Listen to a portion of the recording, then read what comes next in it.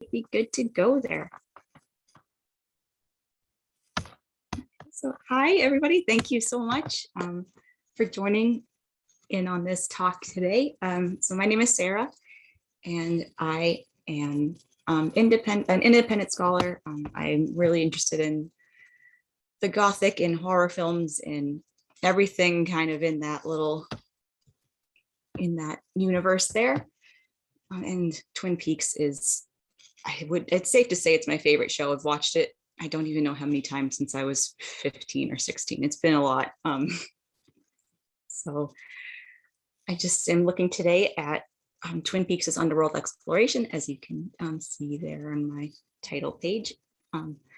So just looking at, there's the very literal sense of underworld exploration in the show. There's the different dimensions, different universes, different sort of metaphysical areas. But then I also am going to be looking at some of the more metaphorical ways that characters descend in Twin Peaks, and the way that the audience is invited to descend and how that's sort of unique to this show. It's something that I think any kind of narrative work does. It invites you to sort of go along with the journey, along with the characters. Sometimes there's a character that you're meant to relate to, but there's also just the case of, as the audience, you're going along with a story. You don't know things that are going to happen necessarily, and you just kind of go along for the ride. And sometimes those places are dark, as in the case of Twin Peaks, but also there's the light side as well, of course. So just wanted to do some spoilers and content warnings. First of all, the content warnings themselves are going to be spoilers, so I just wanted to make sure I put that out there. So hopefully you've seen at least seasons 1 and 2. Also the film Fire Walk with Me. I'm not going to look too much at season 3 just because that one is so dense, and I've only watched it all the way through, I think 2 times. And I do not feel at all like I have any kind of solid grasp on that. There's a lot going on in that season.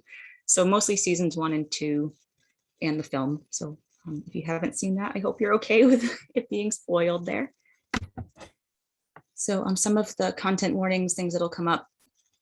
There's sexual abuse and incest, rape, trafficking of underage girls, domestic abuse, ephebophilia, so the sort of the underage, teenage aspect of the show where they're being victimized. There's drug abuse and drug trafficking. I didn't write that down, but realizing that that's also a part of the show. And a little bit of discussion about mental health and mental illness. So those are some things that might come up, and I'll make sure to sort of say something right before I talk about those. So just sort of looking at a brief overview of the show here, pictures of the creators, David Lynch and Mark Frost.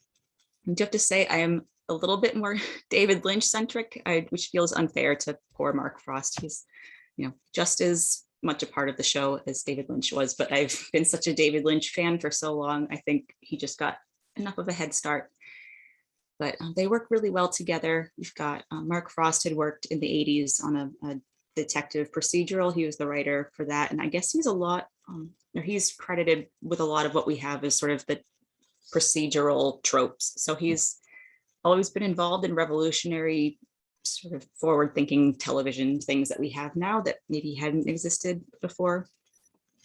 And of course, David Lynch, who is, he was a painter first. That's what he went to school for, and his way of thinking is very intuitive and very, like the way he approaches things is from a more subconscious level. He's talked about decisions that he makes, sort of creative choices that he doesn't always know where they come from. He just sort of trusts that they're fine, which is something that happens along the way in Twin Peaks. There's some heavy plot points that weren't in the original script and they weren't part of the original plan, but something in his brain just kind of sparked and he said, okay, there's something here. I don't know what it is yet, but we're going to roll with that, which I find really, really fascinating and really admirable, just that he's able to trust his sort of gut feelings that there's something there and we should follow it. Let's see, so a brief overview just of the show itself. If you haven't seen it, it's it seems at the surface level like a pretty basic murder mystery. They find the body of a young girl who's a very popular high school student in the town of Twin Peaks. She is the homecoming queen. The picture of her is sort of was a big sort of promotional thing. The picture of her with the tiara in her homecoming outfit. It premiered on ABC on April 8th, 1990 to something. I can't think of the exact number, but it was sort of record-breaking viewers. People just tuned in and just, they loved it. It was this hugely popular show. So there's some pictures just from that sort of era. It was just this massive sort of cultural phenomenon. They parodied it on Saturday Night Live. It was just huge. But then there was a lot of pressure to kind of wrap it up, as it went along, and there were, a lot of weird stuff on the show and sort of weird plot lines, and people started to get a little bit antsy. I mean, I don't think everybody. I think there were some people who hadn't expected it to drag out as long as it did. But the original idea, apparently, at least from David Lynch and Mark Frost, had planned for the show to sort of start off with the murder mystery, but not exactly solve it. They were saying that if they did solve it, it wouldn't be for a long time, that the whole point was to just invite the viewers into this town and then use the murder mystery as a way to get to know everybody else and all of their mysteries and their life stories. So this is just so looking at some of the traditions that it followed, since it didn't come out of nowhere. It wasn't just sort of like a entirely new thing, but it's what it did with these traditions and these tropes that made it really interesting. So just looking at soap operas, I have this quote up here saying that in terms of popular culture, we can see blatant parody, pastiche fusions of interlocking Greek myth in the soap opera or within the daytime soap canon itself. So sort of, I think soap operas, they sort of get a bad rap, which this show definitely has the soap aspect of it, but there's a lot of themes that are in there that you can find in sort of classic stories and classic storytelling forms. So of course, Gothic fiction and detective fiction, sort of like Poe's detective stories and logical reasoning, which there's a little bit of the logical part in Twin Peaks, but a lot of it is intuitive detective work, which is really unique to this show. Some noir aspects, surrealism, of course, lots of surrealism. There's the fantastic sitcoms, which are sort of the shows like Bewitched or The Munsters or Addams Family, where it's sort of these characters that have otherworld or magical aspects to themselves, and they get kind of plonked down in a sort of everyday America kind of setting and trying to fit in some way, which I feel like that's a sort of a pretty solid precursor to Twin Peaks. Even though there's it's not so much that they're trying to fit in, it's just that there's that aspect of magical sort of otherworldly connections. And let's see, and so stories of underworld journeying, the sort of catabasis, those tales are really an important piece of this, which is what we're going to be looking at today. So just here's that quote about how the show was meant to be an invitation. So it's David Lynch saying, Mark Frost and I had this idea. The way we pitched this thing was as a murder mystery, but that murder mystery was to eventually become the background story. Then there would be a middle ground of all the characters we stay with for the series. The progress towards it, but never getting there, was what made us know all the people in Twin Peaks, how they all surrounded Laura and intermingled, all the mysteries, which I think is really unique. But I guess the studio and the audiences just they did not go for that, which is kind of a shame. I mean, I do love season 2 up to a point, but it would have been interesting to see what they could have done with it if they were just given that option there. So looking at catabasis here, it's literally a descent, a move downward. I've heard it's like a military retreat. The older version of that word relates to that more specifically, but that it has been used as a way to describe underworld journeying and just descent stories. So I have this quote here. It's a brief quote from Raymond Clark talking about what that is, sort of continuing. So it's a journey of the dead made by a living person in the flesh who returns to our world to tell the tale. a longer quote here, but it was just something that I really liked from Rachel Falconer. In classical catabasis, the descent is about coming to know the self, regaining something or someone lost, or acquiring superhuman powers or knowledge. The descent requires the hero to undergo a series of tests and degradations culminating in the collapse or dissolution of the hero's sense of selfhood. In the midst of this comes the infernal revelation. The hero then returns to the overworld, in some cases succeeding, in other cases failing. Okay, and so I have a list here just of some of the classic sort of underworld ascension stories. It's obviously not at all an exhaustive list. I think it's safe to say that every culture since the beginning of anything probably has a story that relates to a character descending to the underworld in some way. So we have the Epic of Gilgamesh, Orpheus and Eurydice, Persephone, the Odyssey. So we have the Inferno, the Harrowing of Hell. And let's see here, we can move on. So just, yeah, some of the things that I'm gonna continue looking at here. In the universe of Twin Peaks, there's the literal talk of and visiting of other worlds. We see that when Cooper has his dream of the Red Room, he goes into the Black Lodge at some point. Different characters talk about the Black Lodge. There's sort of legends about the Black and White Lodges. There's which the sort of the Black Lodge is supposed to be the shadow self of the White Lodge. There's that underworld journeying within the context of the show. And then there's also sort of the audience as we follow along, and we're sort of invited into this very strange universe where we're meant to use a bit more of, I think, our subconscious and sort of our less, I don't want to say rational, but I guess for lack of a better word, just, yeah, less of that sort of need to rationalize everything and sort of have it be a logical thing that makes that kind of sense. We're supposed to just sort of feel it and trust it and follow along, and whatever comes up for you is true. So, and it's also sort of, let's see here. So here are some of the classic, the aspects of these underworld stories. This is again from Rachel Falconer. I just sort of paraphrased it. It's a bit of a long list here, so I can just kind of go through. There tends to be a person lost in the woods. There's often a guide from the other world sent to recover the person.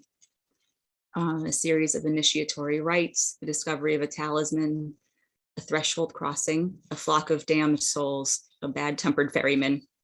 I kept that phrasing because I really liked that.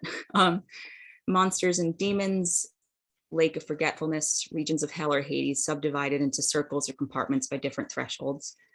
There's fiery and frozen zones, and there's a series of graded punishments that tends to be more for like the hell-related afterworlds, which I think that's where this book comes from, was looking more at hell and specifically, so not necessarily just straightforward underworld things. And distortions of time and space, which is definitely an aspect in the show. There's just different moments where people venture into some other world, and it takes either less time or more time when they come back, and there's this weird sense of time not meaning as much. There's this piece where Dale Cooper and Laura Palmer have the same dream, but that doesn't line up. They have the same dream, except Laura is still alive when she has the dream, of course, and Cooper doesn't have the dream until after she's died, but they somehow have it.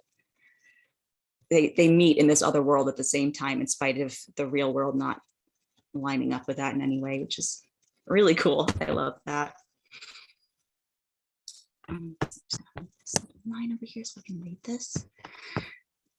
Let's see here. So this was just another couple of quotes here that I just wanted to have, just to kind of go along with the worldview, like why we would descend. So the catabolic worldview holds that these moral goods or evils are to be found underground rather than in the heavens or in the familiar daylight world.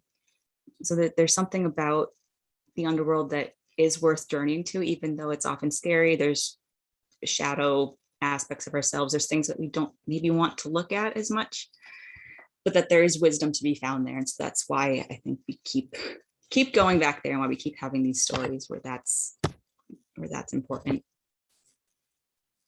Okay, so just looking at the audience here and our role in this whole thing. So the audience I think there's a tendency sometimes to think of the audience as just passive. If we're watching something, of course, we're sitting down, just watching it, taking it in. And there can be a bit of an impulse to sort of think of that as being a passive experience. But I'd like to think of it as being participatory, really, where we're going along, we have to call upon our own sense of self and our own experiences and our own just everything that makes us us in order to have make a sense of meaning out of what we're seeing or what we're reading or whatever it is that we're participating in. So this was just a quote from an article called Reading Television. So television messages are decoded according to individually learnt but culturally generated codes and conventions. It seems then that the television functions as a social ritual, overriding individual distinctions in which our culture engages in order to communicate with its collective self. And so looking at it as, I like that idea of it as a social ritual, especially in the case of something like Twin Peaks, which was such a, what they would call water cooler television, where you'd go, you'd watch it at home or with your friends and then go talk about it at work the next day around the water cooler. So it really was this big, this thing where you were invited each week to descend and then come back up and talk about it with people that you knew and that you cared about and sort of see what they thought happened, what do they think was going to happen next. And so this is some of the ways that audiences have participated in this show. They've come up with definitely an exhaustive list of fan theories. There's a lot. I was trying to find as many as I could, and then I just grabbed some that I thought were kind of funny there. So Dale Cooper is DB Cooper. I like that one quite a bit. I've heard that the entirety of the show was Laura Palmer's dream. There's, speaking of the time wonkiness there, the idea that Laura is somehow Dale Cooper's mother, that the red room is symbolic of a womb. That's something I heard. I was like, oh, okay, sure. That Bob is the name for Leland's penis. And that's sure. That Bob and Pennywise from It are one and the same, that they're somehow the same creature. Okay. Twin Peaks is a meta narrative criticizing violence on television. That was one that I heard in this, I think, 5-hour long YouTube video of somebody making that case. It is interesting. I like that. I'm not sure how much of it I agree with, but it's definitely interesting. Twin Peaks is a remake of The Wicker Man. Season 2 is an allegory for the Gulf War. That one, I don't quite know how they came to that conclusion, but why not? So just wanted to look at Laura here, Laura Palmer. She's one of my favorite characters, I think, just of anything. And she's interesting because she starts off as what really could be a very blank kind of surface level character. She's obviously just, when we first see her, she's been killed. She's on the beach. She's wrapped in plastic. She's just this, just the victim of this crime that we don't know what's happened yet, of course. But the victim character was always something in shows before this where, they were there, people sort of knew them, they talked about them a little bit, but they never really came to a sense of like a whole person. They always just seemed like that's what they're there for, is the catalyst for this mystery, which Laura seemed like that at first, but then it kind of subverts that as we go along, and especially when you get into the film Fire Walk with Me, which I'll talk about a lot because I really love that movie. So these are just what I think of as her masks that she wears and that we sort of are invited to accept for a little bit, but then as we go on, we're definitely encouraged to dig deeper and sort of piece together more aspects of who she actually was. So homecoming queen, of course, she's a daughter to Leland and Sarah Palmer. It's a friend, she's a girlfriend. She's got Bobby, who's sort of her outer world boyfriend that everybody sees and knows he's a popular football player at school. And so they kind of make that sort of sense. But then she's seeing James Hurley on the side there. She's a Meals on Wheels volunteer. And that's how she gets to know the character Harold Smith, who's he lives at home. He doesn't go out. He's got a lot of anxiety about leaving his house. And so characters go to him to reveal their secrets, which makes him kind of an interesting in between sort of liminal space character. I feel like he's very the more I watch that, the more intrigued I am by him. She is a tutor. She worked with Josie Packard, helping her with her English. And then as we go along, this sort of other self comes up, the idea of her as a femme fatale. Leo Johnson calls her a wild girl at one point, which I think is the first time that we get that opposite end, because as we're watching the show, it's just lots of people crying and talking about how good she was and how wholesome and beloved she was. And then we get this sort of, feels like a very weird, like, wait a second, what are you talking about? This is not who we thought we were getting to know. So these are just some stills from the film Fire Walk With Me. I think it's sort of her in different aspects, different sort of versions of her that she presents to the world. And sort of, so the top right is her getting ready to go out for the night. Content warning here, just it's followed up by a scene of her going to the Bang Bang bar and meeting up with two men who are absolutely too old to be interested in her. And it's really sad. And it's a thing that strikes me is how out in the open it is, but people don't see it. And I think that that's something that is really worth exploring in Twin Peaks, is just how much is really out there, but people just, they don't see it, or they can't see it, or whatever the case may be there. There. So just some more images of her diary. She has two diaries, at least that we know of. There's the one that they find early in the series, and then there's one that they find later on in the series. It's her secret diary that has a lot more of the truth of what she was going through, who the killer was, and her really trying to explore who the killer was.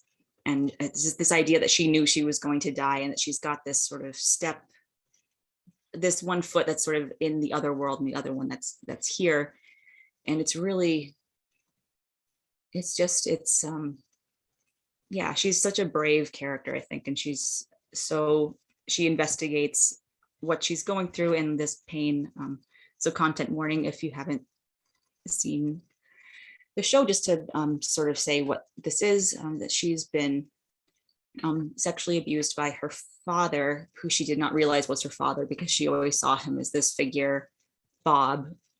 That was all she knew of him as. It's just this figure that she had been seeing since she was pretty young, and her trying to figure out who this person is. And you can see that at times she knows that there's something going on there with it being her father, but that she can't really look at it, because how can you look at something like that? And I find that to be such a fantastic and tragic part of her character, that she really does keep looking in spite of knowing that it's going to be something awful. And then moving on to something a little lighter, because gosh, that's just really hard stuff. But so Special Agent Dale Cooper, who's just the most wholesome of characters. I adore him. And just the way that his introduction is a descent, going from where, I think he's from Philadelphia, I think is where he usually works. But when we meet him, he's in his car driving further and further out into the Pacific Northwest, obsessing about trees. He is really into those trees. And just so that's that idea of him going in and being kind of swallowed up by this environment that is just very, tall trees, huge trees that he's never seen before. And so I feel like that's a really interesting sort of mental image of a descent, of a character descending and us going along with him, because we don't know who he is, but we're going along for the ride there. And then these are just some other characters here that I just wanted to look at as people who have, taken steps into some kind of descent journey. So we have Moira Kelly as Donna Hayward in the film. I was Laura Flynn Boyle in the TV show, but Moira Kelly in the film, where she goes along with Laura on one of her nights out just to see what it is that she does at night. And of course, she's really heartbroken and really upset to see what it is that happens when Laura is, sort of out for the night. We have the log lady, who has lots of occult, cryptic sort of things that she says, and her log has messages for people that turn out to be true, which is, oh God, I love her. She's fantastic. And so you have Deputy Hawk, whose character has, he talks about legends that are about the area. He really knows about a lot of the sort of different, like, Native American legends surrounding this area. lots of things about the White Lodge and the Black Lodge and spirits in the forest. And so he'll just sort of mention that. He seems very casual about accepting that this is just a part of where he lives, which I find really cool and interesting. And then we have Major Briggs on the bottom left there. It's Bobby Briggs's father. He's another one of my favorite characters. I think he's really fun. But he does a lot of classified work, stuff with UFOs, other weird interdimensional shenanigans going on in the woods there. So he's kind of got those connections too, which is really fun. And so just looking at, going from looking at characters who do descend and who do sort of investigate that, thinking about why we might not, why we wouldn't want to. I have this still from the Never Ending Story here, because that's something I think about a lot. I remember seeing that movie when I was a kid, but just there's the different series of tests that he has to go through. And I think this is the final one before he is able to move on, or one of the final ones, but that they said this is the hardest because it's you're confronted with your true self. And then people, have an idea of who they are, but being confronted with a reality or something it's a little bit darker or different than you expected is really challenging. And a lot of people, it's too much. You don't want to do that. So I just have this Carl Jung quote talking sort of about that. Just that unfortunately, there can be no doubt that man is on the whole less good than he imagines himself or wants to be. Everyone carries a shadow, and the less it is embodied in the individual's conscious life, the blacker and denser it is. So that's sort of a reason why, we don't, that sort of embodies like why we might not want to do this, but also why it's important that we look at it. Sort of hiding from something isn't going to make it go away, as we see that in Twin Peaks, that people, as much as they might shut out the darkness that is in their town, it doesn't make the darkness go away. It just gives it that room to thrive and really grow. And so I have this quote here from the Log Lady herself, one of her introductions to the series. She has like her nice little monologues at the beginning of each one. Sometimes we want to hide from ourselves. We do not want to be us. It is too difficult to be us. It is at these times that we turn to drugs and alcohol or behavior to forget that we are ourselves. This is, of course, only a temporary solution to a problem which is going to keep returning. And sometimes these temporary solutions are worse for us than the original problem. So just looking at burial, sort of like a literal burial, but then also that metaphorical looking away that is just sort of looking at a little bit here. So this scene is from Laura Palmer's funeral. There's a lot of contention sort of leading up to her funeral. There's the FBI man, Albert, who is very callous and very rude, kind of hilariously so, because he's just so over the top about it, but that he is really critical of them for wanting to bury her when he says that he needs to do more tests to find out more about how she died and get more forensic evidence. And so there's this clash of laying her to rest and letting the town move on. And also, that the work is still not done. They still need to gather more so they can learn more about what happened to her. And his manner of going about it is, of course, not great, but it's a character I can kind of see where he's coming from. It's a really tricky sort of situation there. And this quote is from Major Briggs when he's talking to his son, trying to have yet another heart-to-heart that doesn't go well because it's just never it doesn't really seem to. So when he's talking to his son about the importance of burial and saying it is man's way of achieving closure, and ceremony begins understanding and the will to carry on without those we must leave behind. And then this is a quote just sort of going along with that from Robert McFarlane's book, Underworld. We give our bodies and their residues to the earth in part as a means of safekeeping. And burial often aspires to preservation of memory of matter. And so that's kind of, that just ties in. The idea of memory is something that I find really interesting in this show. For a while, we get to know Laura just through the memories of others and some video footage there. And I had a quote here, I thought, but I do not see it. That she's somebody that we get to know through the memories and the interpretations of her, of each person in the community, which of course isn't actually getting to know her, it's getting to know them because of how they see her. until we get to the film, which is, I think, when we get a really good chance to actually get to know her as she was and what she was going through and all of her different sort of selves that she was sort of hiding behind to try to deal with the horror of what was going on in her life there. And this is one of my favorite moments in the show.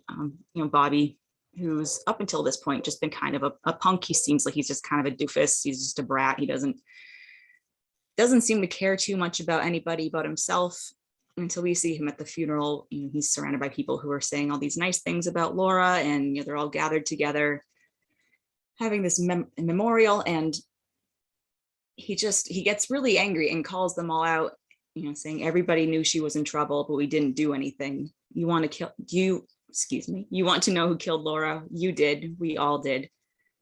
And he's just saying that she was somebody that everybody could see she was in trouble. They could see that something was going on.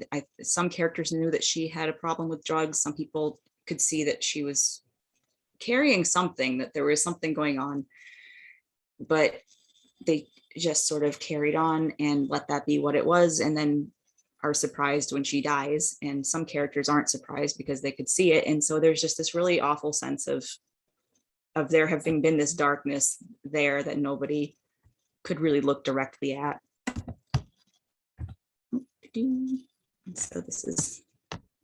So this image is from Blue Velvet, so it's not a Twin Peaks image, but let's just move this out of here. And so this sort of goes along the idea of setting is really important in this. It's this very close-knit community. As in Blue Velvet, there's this sort of surface image of this perfect small town America kind of setting with this darkness going on, just running alongside it, that it's as much a part of the community as the goodness is. There's this quote from Greg Olson looking at David Lynch films and work in general. Excuse me. The national imagination warms to the idea of small towns as repositories of tranquility, virtue, and bedrock democracy. However, for centuries, our psyches have also conjured dank and shivery forces of fear and evil waiting to seize us in shady, bucolic lanes. Sometimes it lets me just click with the arrows, and sometimes it doesn't. So this was I forget another quote here. So David Lynch talking about his childhood, which sounds really pretty idyllic in a lot of ways. It's just this very beautiful kind of very sensory images talking about what his childhood was like and that what was around him. It was beautiful old houses, tree-lined streets, the milkman building forts, lots and lots of friends. It was a dream world, those droning airplanes, blue skies, picket fences, green grass, cherry trees. But then on this cherry tree would be this pitch black oozing out, some of it black, some of it yellow. And there were millions and millions of red ants racing all over the sticky pitch, all over this tree. So you see there's this beautiful world and you just look a little bit closer and it's all red ants.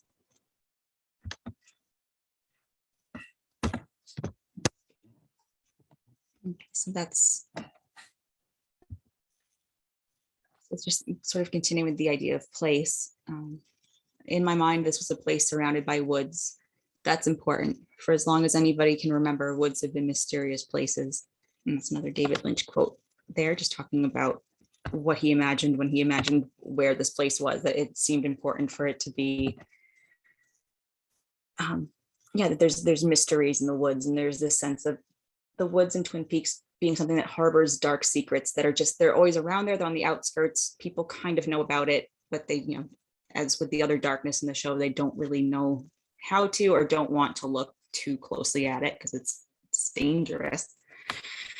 So just have some images from the Inferno, Little Red Riding Hood, and Hansel and Gretel here, just looking at the woods as a source of that level of fear and oppression and what bad things can happen when you're in the woods, and how much that has just been a part of our stories for a very, very, very long time.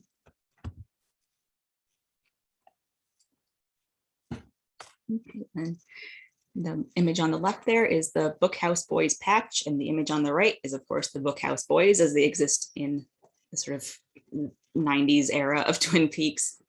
And the Bookhouse Boys are a secret society in the town of Twin Peaks that acknowledges and knows about the darkness in the woods. They sort of interpret it as some kind of presence, that there's something that they know is out there. They don't really know what to name it, but that there's something dark that comes from the woods, and that sometimes it manifests itself as, illegal activities. I think Sheriff Truman especially notices the drug trafficking that's been going on, that there's a lot of sort of meeting up of people who are working as drug traffickers in the woods, but there is also something else, something that's older.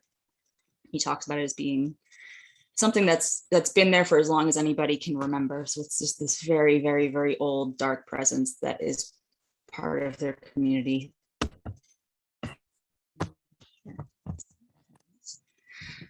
So this is a quote from Deputy Hawk talking about the legends of the Black Lodge, which he calls the shadow self of the White Lodge, a place of dark forces that pull on this world, a world of nightmares. Shamans are reduced to crying children, angry spirits pouring from the woods, graves opening like flowers.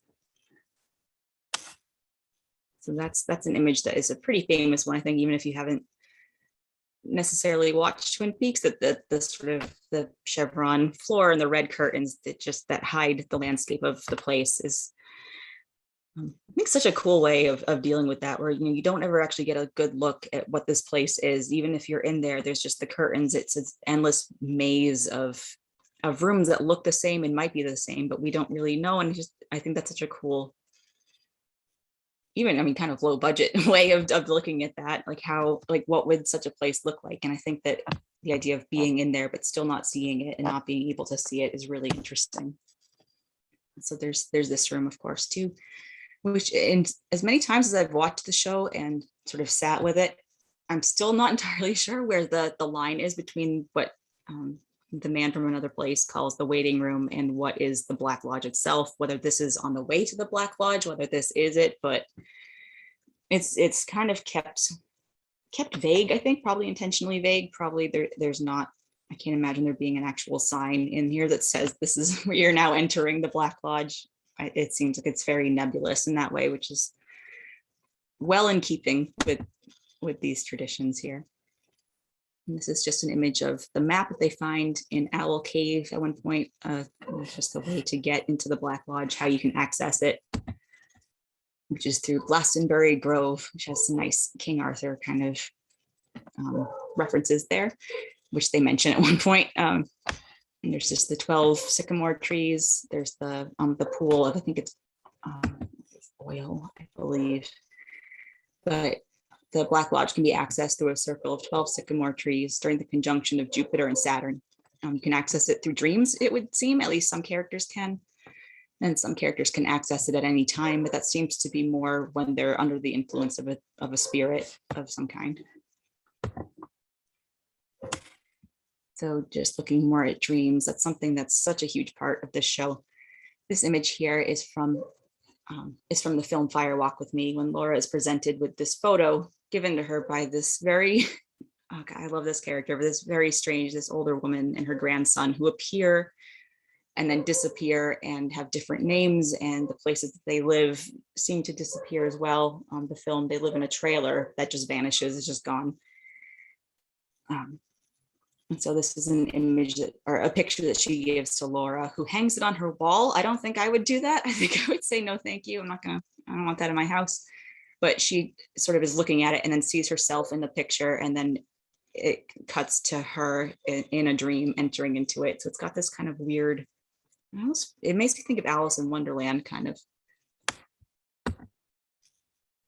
And this is, of course, the waiting room again. This is the dream that Laura and Dale Cooper have shared, which is the dream that Laura has. At some point, she mentions it during the film. She has a dream about meeting an old man in a room, and she tries to tell him the secret of who killed her, but it's really difficult to talk.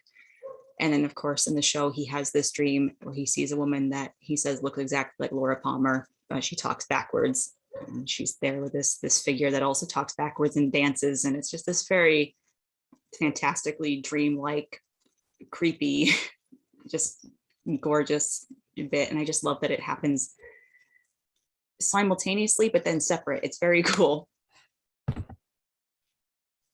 So this is another spoiler. Sorry, that's a very big spoiler there for the the finale of season 2, after Cooper has ventured into the Black Lodge to try to rescue his girlfriend Annie. So sorry if you can hear that dog barking. I don't. It's very loud. Sorry. But and